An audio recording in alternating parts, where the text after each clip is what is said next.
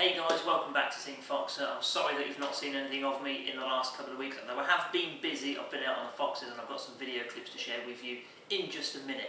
One thing I did want to do and I really wanted to get this out a couple of weeks ago, was that we hit the 1 million view mark. So a massive thank you to each and every one of you that's supported myself and the guys so far in bringing you some footage. Because of that, I've got a Team Fox t-shirt, a couple of stickers and a mug to be worn. All I need you to simply do is like this video, put a comment in the section below, and if you would please share any one of the Team Fox videos with your like-minded friends so we can reach as many people as possible with the content. I will pick a winner at random and arrange to get this stuff sent out to you.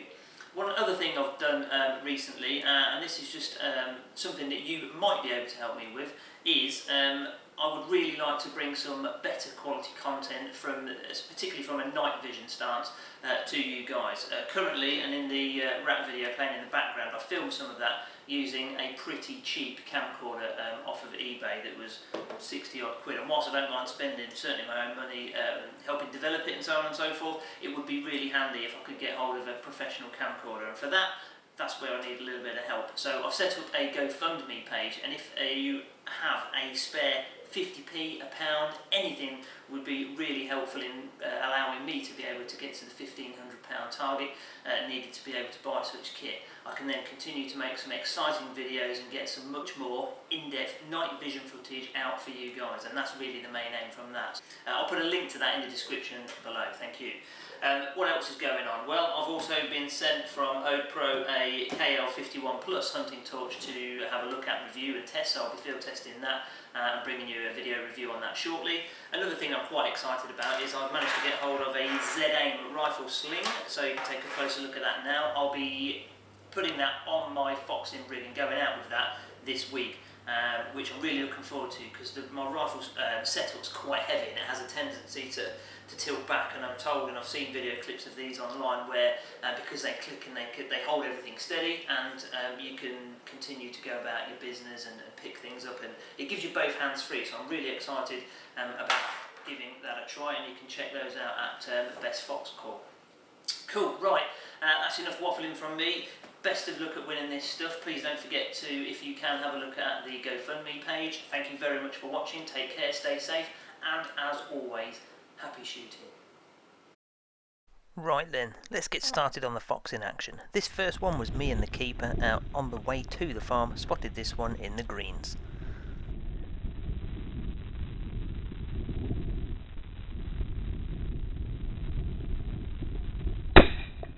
With only the top bit visible and that popping sound, I was pretty confident that was a solid headshot.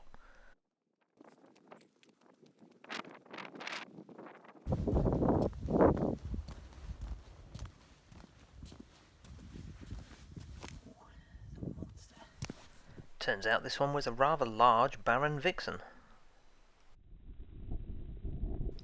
Now, similarly to the last fox, I could only see the head on this one. However, it was really frustrating. I couldn't take the shot. This is actually the duck pond that you may have seen in a couple of the previous videos, but it's actually skylined there, so we're looking up at the fox on top of the bank from the duck pond, and I can't take the shot there because there is a main road behind it. A couple of nights later, I'm out with Rick on his shoot, and we're out to mop up some foxes. A very slightly foggy evening, but before we did that, I took a second or two to admire the roe deer, and he was obviously making his way back to his female crew there, and as I got the call going, they started to move off nice and quietly.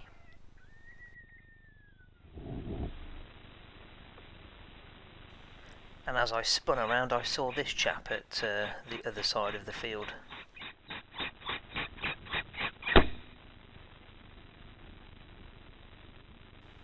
I didn't actually see him at first, so he must have made his way actually through the farm buildings that you could see there in the background. Anyway, it's a good way to kick off proceedings. Moving on through the farm, Rick lit this one up with the truck lights as we pulled into the farm.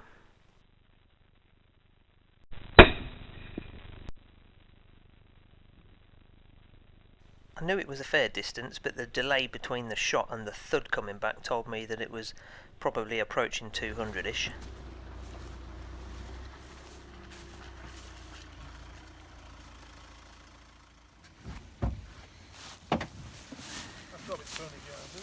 That was 224.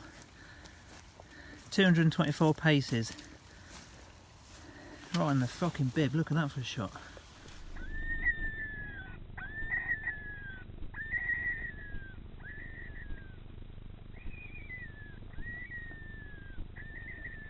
Moving on to the last farm that myself and Rick went to that evening, playing away the rabbit distress on the Architect GC500 caller, this vixen came in from a long way off, actually out of one of the cover crops that was remaining left over from the shooting season just gone.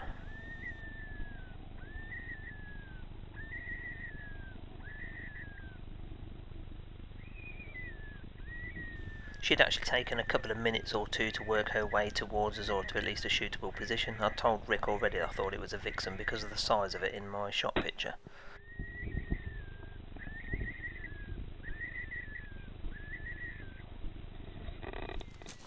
I'll say that because it looks small in the scope.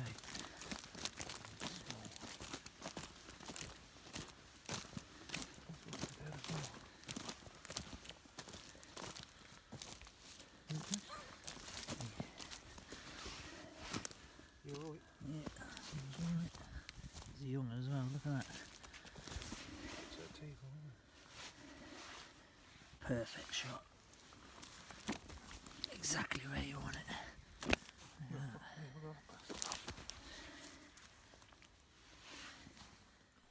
So 3 down that evening was a good effort for myself and Rick. The next evening I'm out with Mark.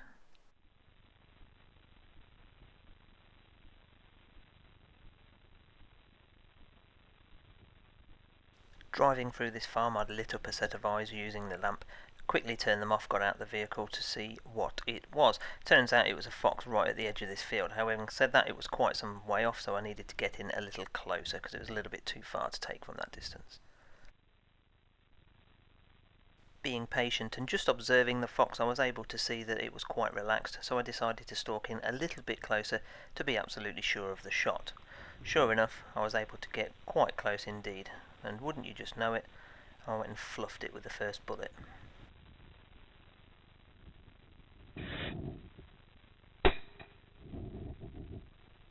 To begin with, it ran in a sort of zigzaggy motion, which was a bit weird, but when it did stop and it was safe to do so, I took a follow-up shot pretty swiftly off of the sticks, and at just over 100 yards, it was a fairly conclusive shot.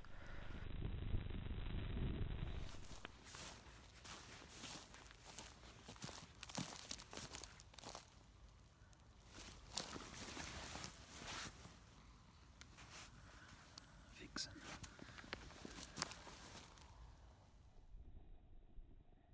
Slightly unlucky escape for that one there. Slightly luckier for this fox here. Not every fox we spot ends up on the tally sheet. Oh, he's running.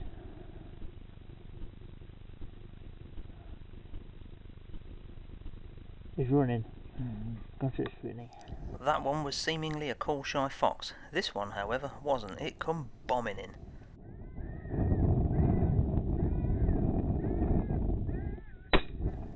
Yep, I know I was a bit wobbly on that one, but it was rather windy. Plus I made sure I got it on the move. Coming in from where the fox ran, actually. Should be somewhere just over this dip.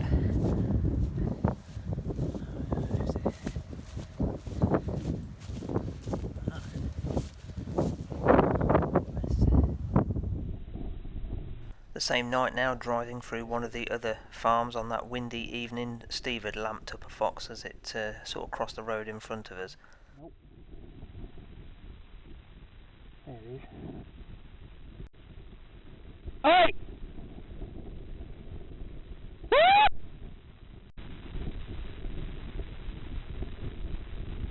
Yeah, he's going down. He's fucking miles off. Oh, it's just looking back now, look.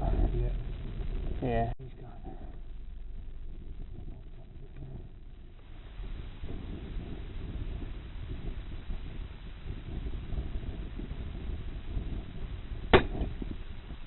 Check that out. It was right near this rabbit hole in the middle of the field as well. It must have been staking out this rabbit hole, seeing what came along.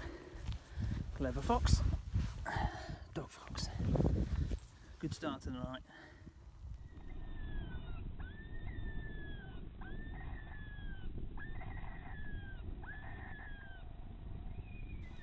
As I mentioned earlier, not every fox that we spot ends up on the tally sheet, and sometimes I don't even press the record button. That was one that crept up on us from somewhere, and I had to just take the shot really quickly.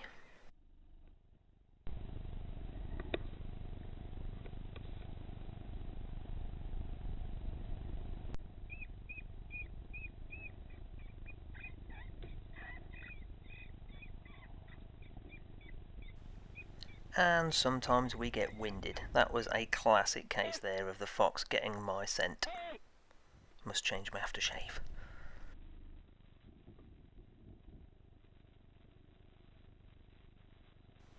And back to a tactic that's worked quite well for me recently. I spotted this one on the exit of a farm out on a solo mission, and I lit the eyes up with my lamp, and I was able to have a look around and notice that I could use the hedge as a bit of a backdrop, so I simply stalked around it and up to this fox, which took quite a long time, but it laid down, so I assumed it wasn't really going anywhere.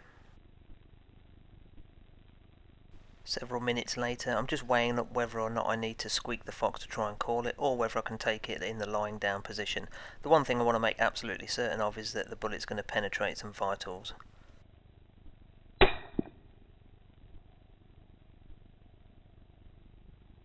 And I think that safely answers that question.